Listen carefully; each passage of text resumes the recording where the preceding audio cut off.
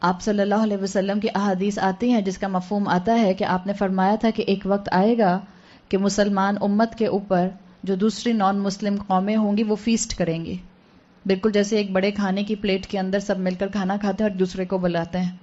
تو صحابہ نے پوچھا تھا کہ یا رسول اللہ کیا ہم تعداد میں کم ہوں گے؟ آپ نے کہا تھا نہیں، تم تعداد میں کم نہیں ہوگے، بلکہ اللہ تمہارے دلوں کے اندر وہن ڈال دے گا. اسی طرح ایک روایت میں آتا ہے کہ آپ صلی اللہ علیہ وسلم نے فرمایا کہ ایک وقت اس امت پر آئے گا جب یہ امت فروتھ آف دی اوشن، سمندر کے جھاگ، فوم آف دی اوشن کی طرح ہو جائے گی. اور سمندر کا جھاگ کیسا ہوتا ہے؟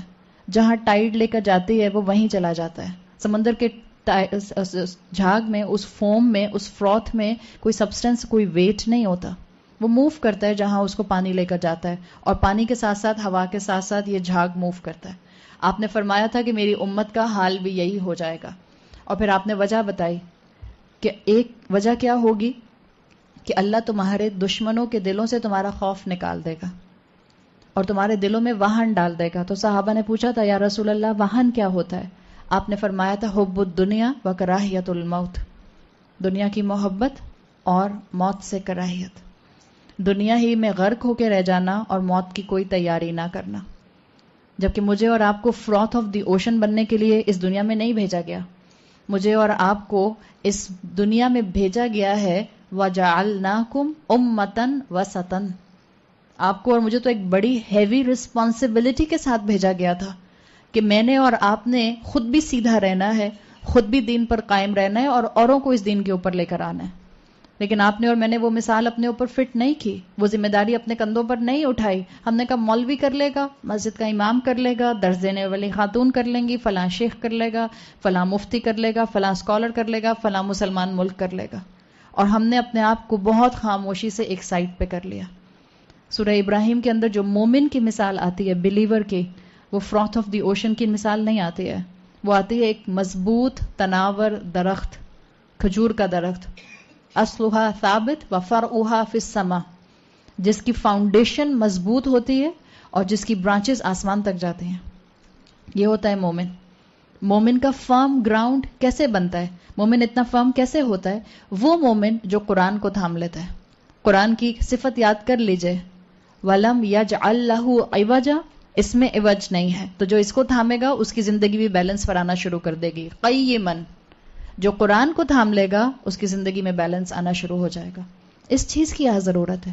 اس قرآن سے بڑا کوئی معجزہ نہیں ہے آپ کے اور میرے سامنے. ہم کن معجزوں کی تلاش میں، ہم کن فرشتوں کو دیکھنے کے انتظار میں ہیں کہ جب وہ اتر آئیں تو ہم اپنا عمل اللہ اور اللہ کی بتائی ہوئی وحی کے مطابق کریں.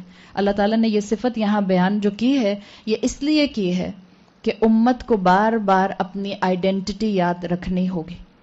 آپ کا اور میرا کام معاشرے کے ساتھ بینڈ ہونا نہیں ہے. آپ کا اور میرا کام ہے کہ چاہے فتنوں کے کتنے بھی سیلاب کیوں نہ آئیں، کتنی بھی آزمائشیں کیوں نہ آئیں، کتنے بھی سٹینڈرڈز کیوں نہ معاشرے کے بدلیں، آپ کا اور میرا اینکر جو ہے وہ قرآن ہونا چاہیے. قرآن میں آتا ہے فَقَدْ اسْتَمْسَكَ بِالْعُرْوَةِ الْوُثْقَى لَا انفصام لَهَا، جس نے اس قرآن کے مضبوط اینکر کو تھام لیا وہ کبھی انسان ٹیڑھا نہیں ہو سکتا، وہ کبھی سیلاب کے ساتھ بہہ نہیں سکتا. آپ دیکھیں جب فلڈ آتا ہے تو جو گھاس پھوس ہوتی ہے اور جو کچرا ہوتا ہے، جو ڈسٹ ہوتی ہے، جو پانی کے اوپر آ جاتا ہے، بالکل کس تیزی سے وہ پانی کے ساتھ موو کر رہا ہوتا ہے.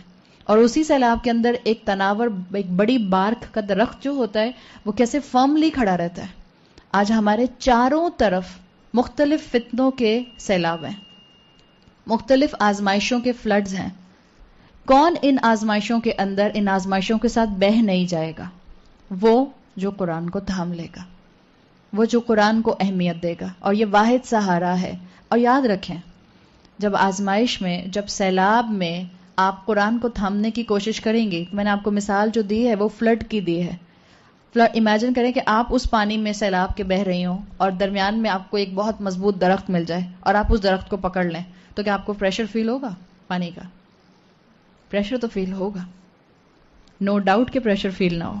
تو جو قرآن کو تھامے کا فتنوں میں، مشکل تو اس کو بھی لگے گی.